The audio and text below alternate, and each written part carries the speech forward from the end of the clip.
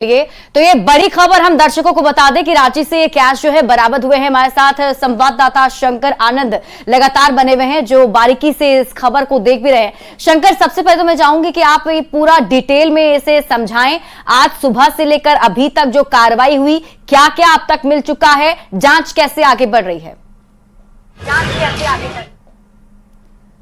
जिस तरह से केंद्रीय जांच एजेंसी ईडी के द्वारा एक बड़ी कार्रवाई हुई है और जहांगीर आलम नाम के एक शख्स के घर में जिस तरह से पैसों को अभी काउंट किया जा रहा है, तो अब तक 20 करोड़ से ज़्यादा नकदी को बरामद किया जा चुका है और पैसे को काउंट करने का काम इस वक्त में किया जा रहा है। और जिस तरह से जहांगीर आलम की अगर बात करें तो जहांगीर आलम जो है एक सहायक जरूर है और घर में एक आम बोलचाल की भाषा में उसे नौकर जरूर कह सकते हैं, लेकिन जिस तरह से इसका संबंध संजीव लाल के साथ में जुड़ता हुआ नजर आ रहा है। संजीव लाल के बारे में अगर बात करें तो उनका जो जिस तरह से राजनीतिक कनेक्शन है, क्या उस राजनीतिक कनेक्शन की वजह से उस पैसे को जमा किया गया था, क्या वो राजनेता के साथ में सीधा कनेक्शन है या नहीं है? निश्चित तौर पर यह मामला जो है जांच का है, तफ्तीश का है और इस मामले में जांच एजेंसी ईडी के द्वारा जल्द ही इस मामले में कई लोगों को पूछताछ का सम्मन भेजा जाएगा। उसके बाद आगे इस मामले पर तफ्तीश की जाएगी। लेकिन जिस तरह से जहांगीर आलम की अगर बात करें तो जहांगीर आलम के घर में इतने भारी मात्रा में पैसे कहां से इकट्ठा हुए, कौन है इसका सूत्रधार,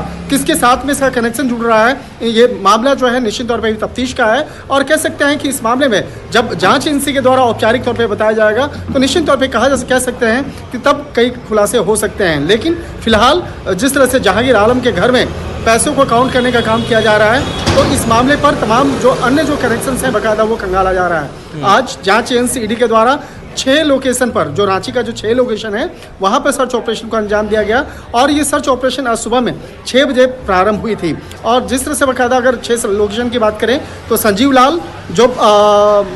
लाल के आवास पर भी सर्च ऑपरेशन को अंजाम दिया गया। इसके साथ ही जो उनके घरेलू सहायक हैं जहांगीर आलम, उनके आवास में भी सर्च ऑपरेशन को अंजाम दिया गया।